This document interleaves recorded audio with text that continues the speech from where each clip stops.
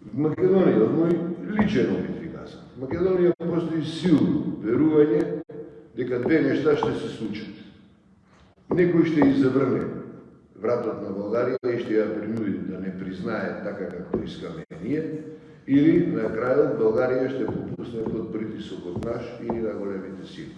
Никој не очаква, че Българија ще, како да кажем, ще устои, историческата комисија ще устојат на това, което се говори.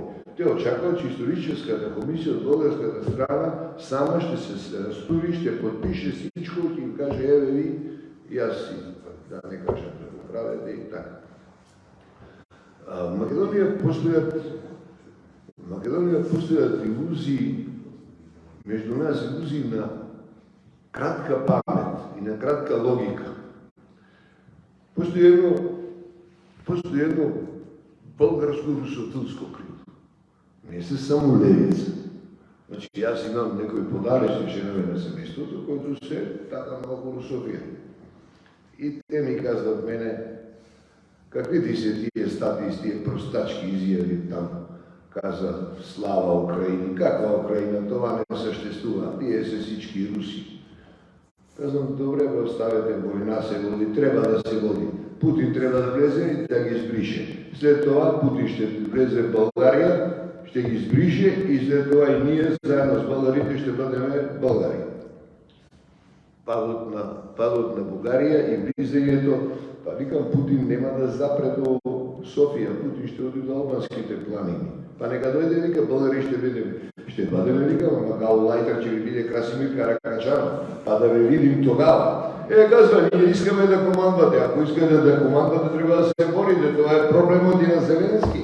Иначе и Зеленски нема да се бори, ако иска Путин да му биде Гаулайтер.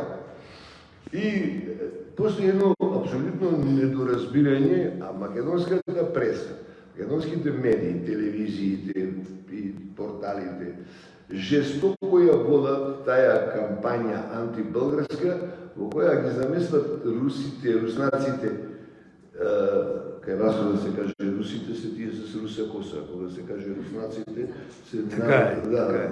За руснаците говорим. Значи, част негативна, част позитивна светлина. Част доблестите на това путинско общество, част маните, се играе на една игра во која Българија на секакъв начин треба да бъде притисната.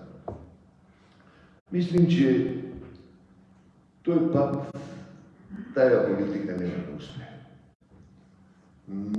Од това, което гледам, българското общество нема некои кои би се отказали од българските традиции в Македонија.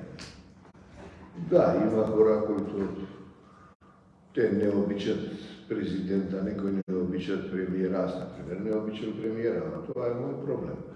Мислям, говорим за оној Петров, што беше, не за Бойко. Некои тука не обичат македонците, некои не знам, но българската политика во тој момент е оформена. Ролята на Македонскиот научен институт, Българската академија на науки, со секциите за историјата и јазика и ключовите три министри, предходните правителства. Захарија, Генчовска и Красимир Каракачанов. Свршиха работата. Се стабилизираја позициите, разбира се, президента Румен Радев и всичките таму, но днес Българија има една оформена политика. Днес се знае што се случува. Сега, што меѓу вас има несогласие и што некои од, да кажем, полуофицијалните лица в Българија говорат, че македонците треба да бъдат признати, че треба да бидат уважени нивните изисквања, че историците говорат за трагина македонизам од краја на 19 столетие, сега трагина македонизам, не знам, това трагина македонизам има и в Германија од краја на 19 столетие имало некои които казвале, че се македонци. Това не значи, че тоа се формира таму некаква македонска нација. Това е вече проблем на демокрацијата и проблем на българската држава. Така гледам јас на таа работа.